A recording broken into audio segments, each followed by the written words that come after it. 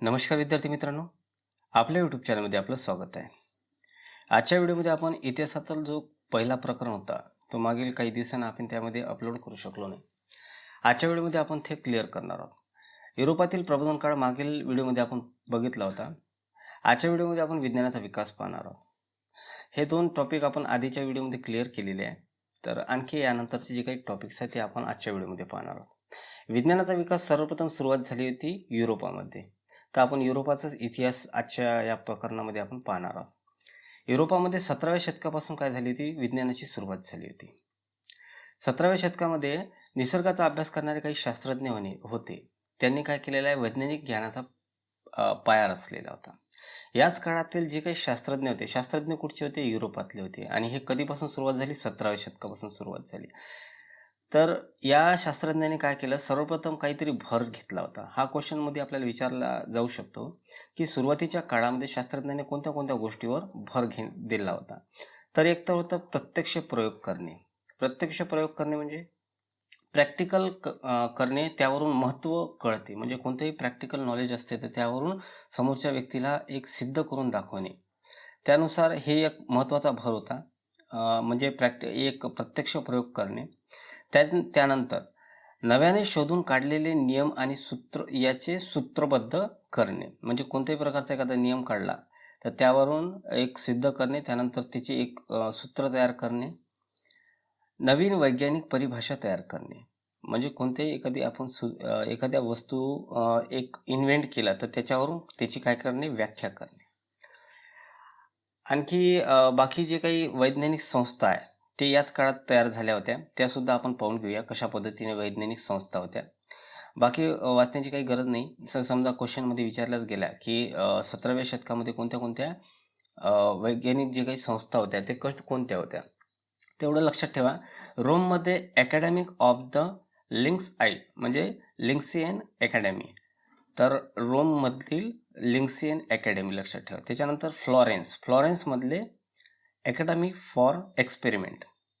त्यानंतर लंडनमधील royal society of improvement national knowledge.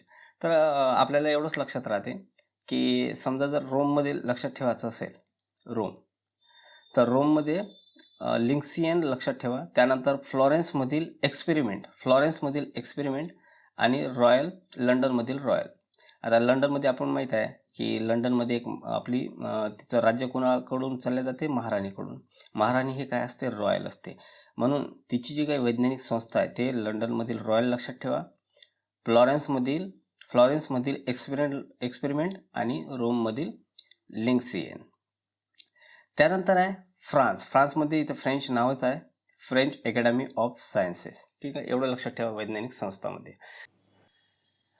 त्यानंतर पाहूया विविध क्षेत्रातील वैज्ञानिक शोध कशा पद्धतीने लागले ते सुद्धा आपण पाहूया. कोणते लागले, जसं हुकयंत्र आहे, दुर्बीण आहे, सूक्ष्मदर्शक यंत्र आहे, तापमापक यंत्र आहे. म्हणजे ज्याच्यामुळे आपण हुकयंत्रामुळे आपण दिशा पाहू शकतो, टेलिस्कोपिंग करू शकतो, मायक्रोस्कोपने आपण छोट्या छोट्या वस्तू पाहू शकतो. आणि तापमापक यंत्र म्हणजे थर्मोमीटर, यामुळे आपण तापसुद्धा शरीरातला बघू शकतो. म्हणजे शरीरातलाच नाही, बाकी आपण जे काही वातावरणातला टेम्परेचरसुद्धा. तर यानुसार काय झाले होते, शोध लागले होते. यामध्ये बरेचसे शोध लागले होते, जसे हायड्रोजन, नायट्रोजन, ऑक्सिजन या वायूचा सुद्धा याच काळामध्ये शोध लागला होता. त्यानंतर महत्त्वाचे काही उद्योग आहेत ते सुद्धा आपण पाहणार आहोत. आता कसं झालं होतं की युरोपामध्ये सर्वप्रथम युरोपमध्ये सर्वात डेव्हलप राष्ट्र होतं त्यावेळेस. काय झालं ते आता पण आहे, परंतु यामध्ये सर्वात जास्त शास्त्रज्ञ उभरून आले होते. त्यांच्यामध्ये शोध लागला होता. प्रत्येक गोष्टीमध्ये एक त्यांच्यामध्ये जिज्ञासा होती प्रत्येक वस्तूबद्दल समजून घेण्याची. 1738, ठीक आहे, 1738चा काळ आहे. म्हणजे कोणतं, 18वे शतक. 18व्या शतकापासूनच काय झालं होतं, 18व्या शतकाच्या मध्यापासून म्हणजे उत्तरार्ध 1850च्या नंतर काय झालं ते, औद्योगिक क्रांती झाली होती पूर्ण युरोप खंडामध्ये. तर युरोप खंडामध्ये औद्योगिक क्रांती तर झाली होती, परंतु युरोपामधले काय झाले होते, जे काही देश होते, जसं इंग्लंड झाले, फ्रेंच झाले, फ्रान्स झाले, आणखी स्पेन झाले, सर्व तर अशा राष्ट्रामध्ये काय झाले होते, औद्योगिक क्रांती तर झाली होती, पण यांच्याकडे जागा हे लिमिटेड होते. त्यामुळे यांनी काय केलं होतं, भारत झाले, चीन झाले, असे मोठे मोठे जे काही राष्ट्र होते, त्या राष्ट्रामधल्या म्हणजे व्यापाराची गरज होती. म्हणजे कपडे तर आता वस्त्र उद्योग आहे, समजा जर एखादी इंडस्ट्रियल रिव्होल्यूशन झाली, एखाद्या कपड्याचे उद्योग तिथंच सुरुवात झाली, कुठं, इंग्लंडमध्ये सुरुवात झाली, तर त्यांना काय गरज होती, कच्च्या मालाची गरज होती. कच्च्या मालासाठी त्यांची जी काही जमीन होती ते कमी होती. त्यामुळे त्यांनी काय केलेलं आहे, प्रत्येक जे मोठे मोठे देश होते, जसं भारत झाला, चीन झाला, मोठे मोठे देश, तर त्याच्यामधल्या जमिनीमधून कच्चा माल विकत घेणे आणि या वस्त्र उद्योग, म्हणजे समजा जर उद्योग असेल तर त्याच्यापासून पक्का माल तयार करून त्याच देशामध्ये विकणे. तर अशा टाईपची जी काही व्यापार होता, तर तो आपल्या म्हणजे युरोप खंडापासून सुरुवात झाली होती. म्हणून युरोप खंडामधले जे काही इंग्लंड झाले, फ्रान्स झाले, पोर्तुगाल झाले, हे भारतासारख्या बऱ्याचशा देशामध्ये त्यांनी काय केलं, राज्य केलं, व्यापार केला. तर सुरुवातीला आपण वस्त्र उद्योगाबाबत थोडंसं समजून घेऊया, की इंग्लंडमध्ये जो काही लोकरीपासून वस्त्र विणणे हा जो काही व्यवसाय होता, हा पूर्वीपासून चालत होता. परंतु हा व्यवसाय हा घरगुती स्वरूपाचा होता. जसं आपण म्हटलेलं आहे, की 18व्या शतकापासून काय झालं होतं, इंडस्ट्रियल रिव्होल्यूशन झालं, म्हणजे औद्योगिक क्रांती झाली होती. त्यानंतर इंडस्ट्रीची सुरुवात झाली होती प्रत्येक क्षेत्रात. जसं आता 1738 पासून तर 1785-90पर्यंतचा काळ, इथून एवढं शॉर्टमध्ये माहिती आपल्याला देण्यात आलेली आहे. 1738मध्ये जॉन के याने धावता धोटा हा तयार केला. काय केला त्यांनी, धावता तोटा तयार केला. हा फॅक्च्युअल डाटा आहे, हा लक्षात ठेवा, म्हणजे क्वेश्चनमध्ये तुम्हाला विचारले जाऊ शकते. त्यानंतर जेम्स हरग्यूज हे पण एक महत्त्वाचा शास्त्रज्ञ होता. यांनी काय केलं तर स्पिनिंग जेनी नावाचे एक यंत्र तयार केले होते. या यंत्राच्या सहाय्याने एकाच वेळी सुताची 8 रिले लावता येत होती. म्हणजे हे जे काही काम होतं ते कसं झालं होतं, फास्ट झालं होतं, कामाचा वेग हा वाढला होता. त्यानंतर 1769मध्ये म्हणजे 1738मध्ये जॉन के यांनी काय केला होता, धावता धोटा तयार केला होता. आणि 1769मध्ये रिचर्ड आर्कराइट यांनी सूत कातण्याचे एक सुधारित यंत्र तयार केले. म्हणजे पहा, लक्षात ठेवा, 1738 पासून जसं जसं समोर चालत तसं तसं डेव्हलपमेंट होत आहे. आपण बघितलेलं डेव्हलपमेंट हे प्रत्येक वर्षानुसार वेग वाढत असते. आता हे जे काही 1769मध्ये रिचर्ड आर्कराइट यांनी जे काही यंत्र बनवले ते यानुसार जो काही धागा होता तो अधिक पिळदार आणि मजबूत होता. त्यानंतर 10 वर्षांनी पुन्हा 1779मध्ये सॅम्युअल क्रॉम्प्टन यांनी म्यूल नावाचे सूतकातक यंत्र बनवले. आता 4 प्रकारचे फॅक्च्युअल डाटा आपल्यासमोर देतात. एक तर आहे एडमंड कार्टराइट यांनी काय केलं होतं, 1793मध्ये कॉटन जीन, म्हणजे तुम्हाला जर समजा जोडे लावा विचारले जाते तर फक्त लक्षात ठेवा, एक शास्त्रज्ञ जॉन के यांनी धावता तोटा तयार केला. त्यानंतर आहे स्पिनिंग जेनी हे कोणी केलं, जेम्स हरग्यूज यांनी. त्यानंतर आहे क्रॉम्प्टन यांनी म्यूल नावाचे सुधारित सूतकातक यंत्र तयार केले आणि कार्टराइट यांनी जीन नावाचे. फक्त एवढं लक्षात ठेवा, म्हणजे मी जास्तीचं तुम्हाला थोडंसं सांगितलेलं आहे ते यासाठी की तुम्हाला समजून जाईल. आता पाहूया धातू विज्ञान. धातू आपल्याला माहिती आहे कोणता आहे, लोखंड वगैरे. तर या धातूचे निर्माण कशा पद्धतीने इंग्लंडमध्ये करण्यात आले ते सुद्धा आपण आजच्या व्हिडिओ म्हणजे ते डिस्कस करणार आहोत. इंग्लंडमध्ये लोखंडाच्या खाणी होत्या. तिथे मिळणाऱ्या लोह खनिजापासून शुद्ध लोखंड निर्माण करण्याच्या तंत्रात सुधारणा करण्याची गरज होती.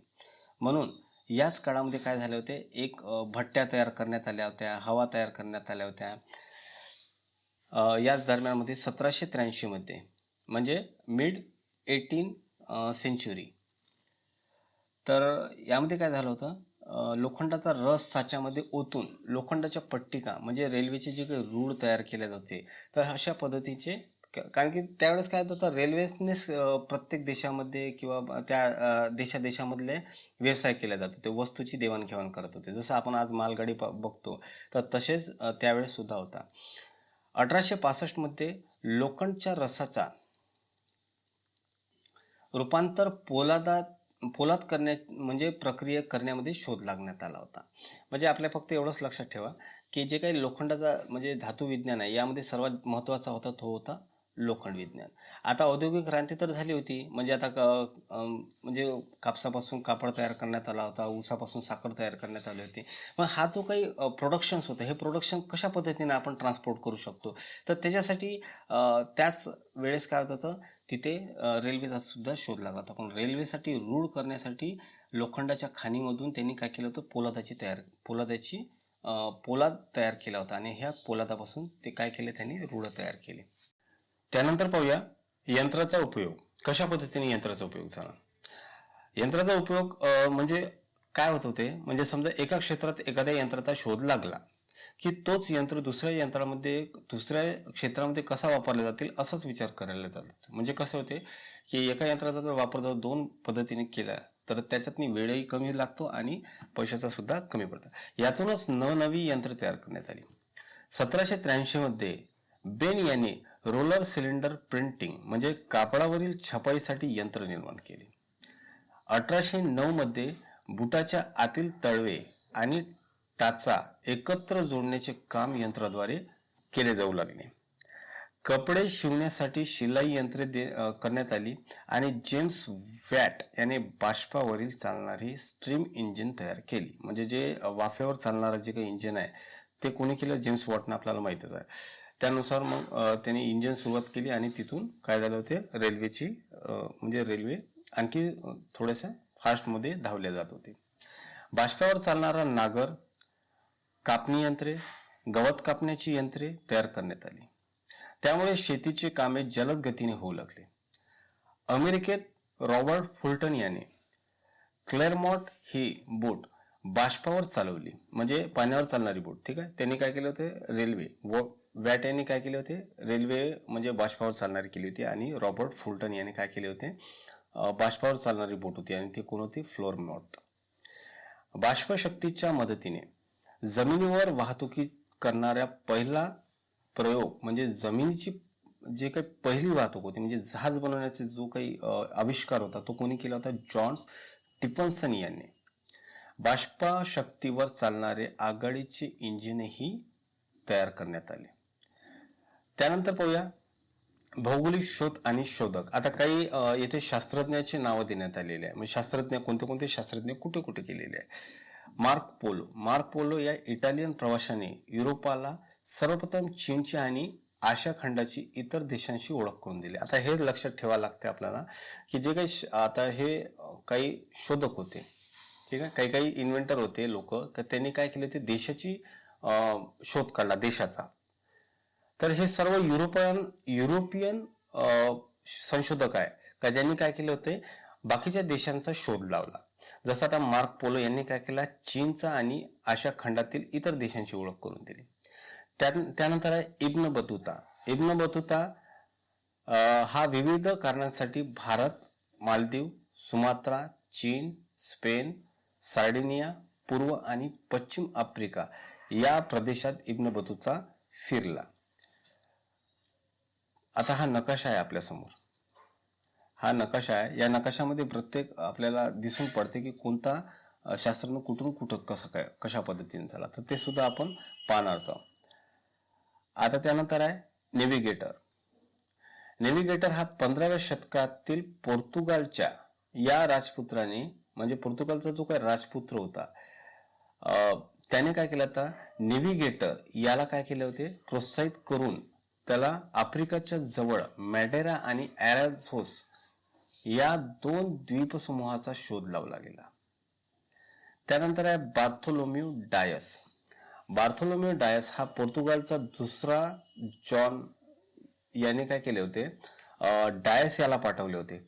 कशासाठी, आफ्रिकेचे दक्षिण टोक शोधण्यासाठी. आणि हा ते शोधल्यानंतर त्याने काय केलं होतं, सर्वप्रथम त्याचे नाव काय केलं होतं, केप ऑफ स्ट्रोम्स म्हणजे वादळाचे भुशीर. मग त्याच्यानंतर त्याचं नाव बदललं होतं. मग त्याच्यानंतर नाव बदलून काय केलं होतं, केप ऑफ गुड होप म्हणजे आशेचे भुशीर. तर हा एक IMP क्वेश्चन आहे, हा लक्षात ठेवा की जो काय डायस होता, आपण डायसच लक्षात ठेवूया, बार्थोलोम्यू डायस होता. तर याने काय केलं होतं, पोर्तुगालचा राजा होता, याने डायसले पाठवले होते कुठं, दक्षिणेचे म्हणजे आफ्रिकेचे दक्षिण टोक शोधण्यासाठी. तर त्याने शोधले होते आणि त्याचं नाव काय दिलं होतं, केप ऑफ स्ट्रोम्स. मग त्यानंतर बदलून त्याचे नाव काय केले होते, म्हणजे वादळाचे भुशीर होते, मग त्यानंतर आशेचे भुशीर केले आले होते. कोणत्या, डायस. लक्षात ठेवा, डायस. त्यानंतर आहे क्रिस्तोफर कोलंबस याची एक इंटरेस्टिंग स्टोरी आहे की 1453 मध्ये तुर्कांनी इस्तांबूल जिंकल्यानंतर युरोपियन लोकांना आशियात येण्याचा मार्ग मोकळा झाला होता. ठीक आहे, म्हणजे मोकळा नव्हता झाला, म्हणजे शोधणे हे एक त्यांना आवश्यक वाटले होते, कारण की तुर्कांनी काय केले होते, इस्तांबूल जिंकले होते. त्यामुळे स्पेनचा जो राजा होता फर्दिनांद आणि राणी इसाबेल यांच्या पाठिंब्याने कोलंबस हा भारताच्या शोधात निघाला. लक्षात ठेवा, हा भारताच्या शोधात निघाला होता, पण भारत हा मिळाला नाही.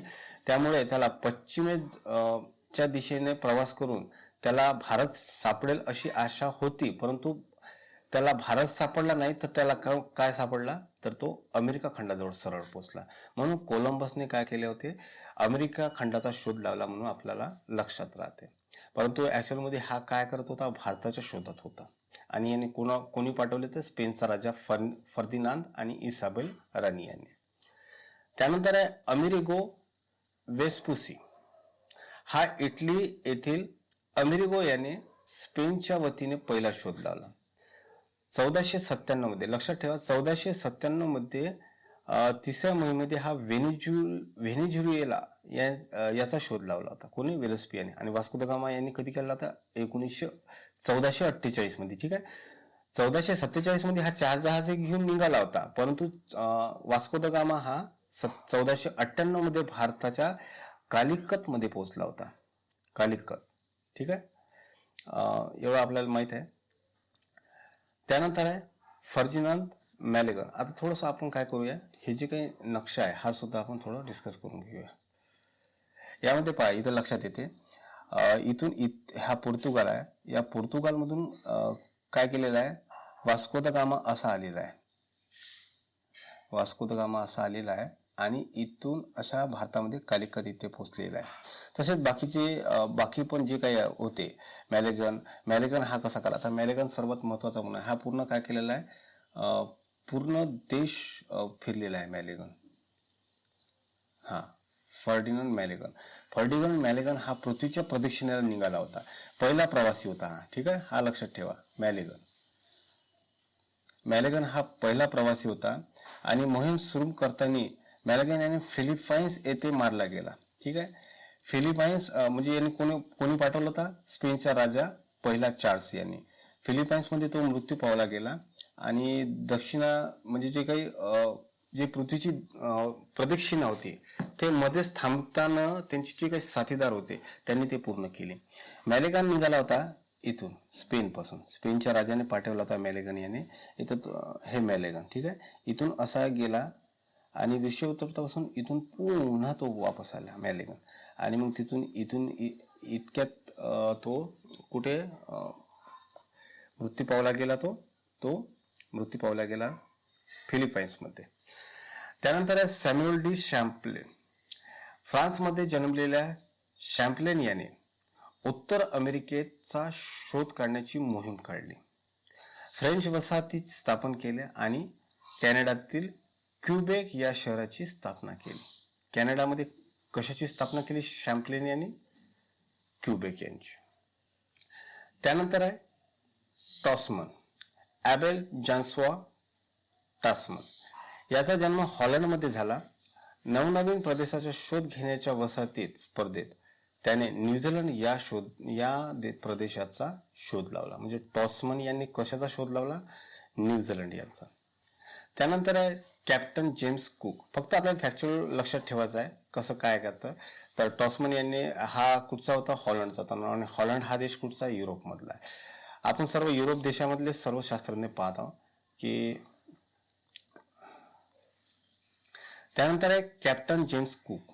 हा न्यूझीलंड आणि ऑस्ट्रेलिया या प्रदेशावर इंग्लंडच्या शाही नौदलात जेम्स कुक याने इंग्लंडचा झेंडा फडकवला. कुठे, न्यूझीलंड आणि ऑस्ट्रेलिया. न्यूझीलंड प्रदेशाचा शोध कोणी लावला म्हटलं तर काय आपल्याला उत्तर काय लिहायचं आहे, टॉसमन यांनी.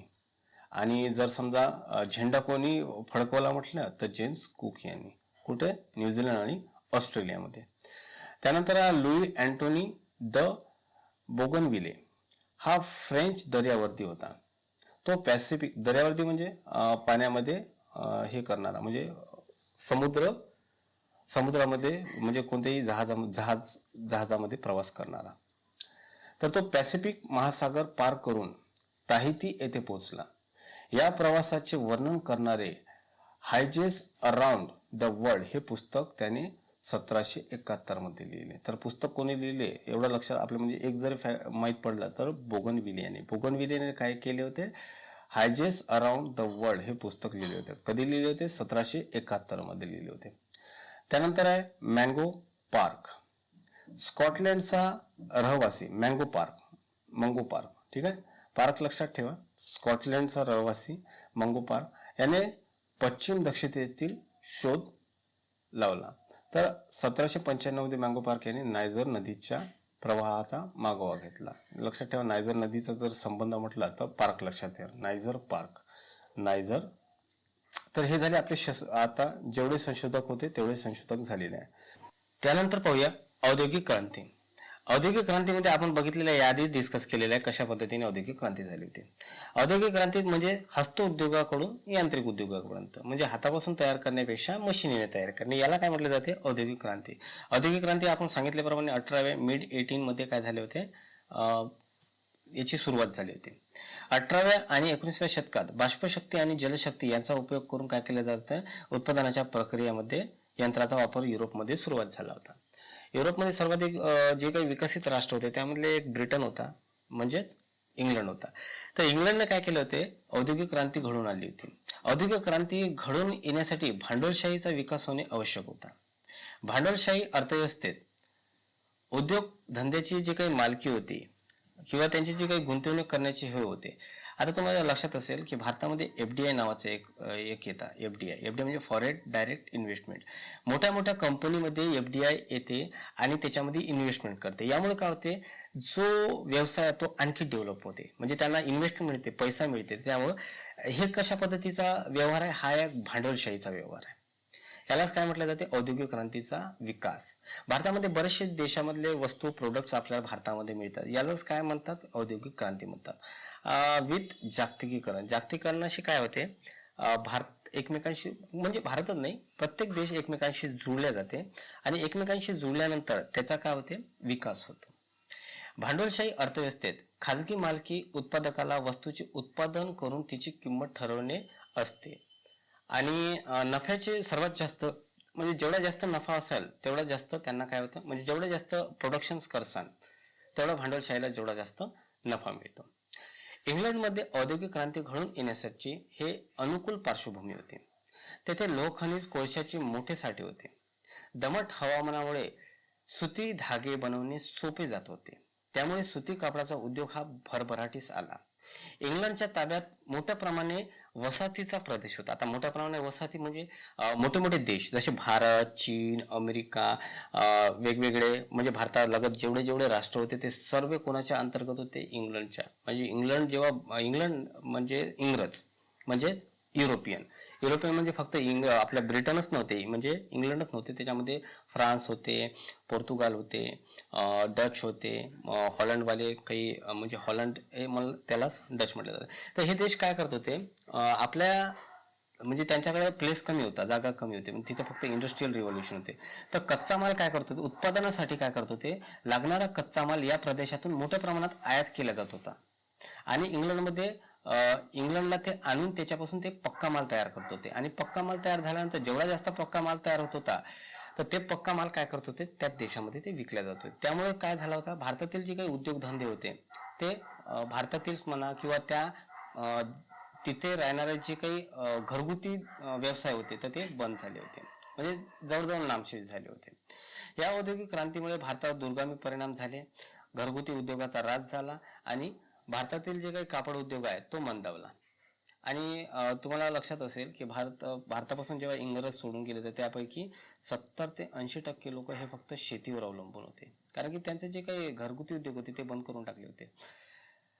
सरकारने आर्थिक शोषण भारतापेक्षा इंग्लंडच्या हिताचे होते. रेल्वे वापरात असल्यामुळे युरोपातील राष्ट्राचा माल भारतातील खेडेपाडी नेणे सोपे होता. तर अशा पद्धतीने आहे. त्यानंतर आर्थिक राष्ट्रवाद हे सुद्धा आपण बघितलेले आहे कशा पद्धतीने आहे. त्यानंतर स्वाध्याय आपण नेक्स्ट व्हिडिओमध्ये क्लिअर करणार आहोत. तर व्हिडिओ आतापर्यंत आवडला असेल तर व्हिडिओला लाईक करा, शेअर करा आणि सबस्क्राईब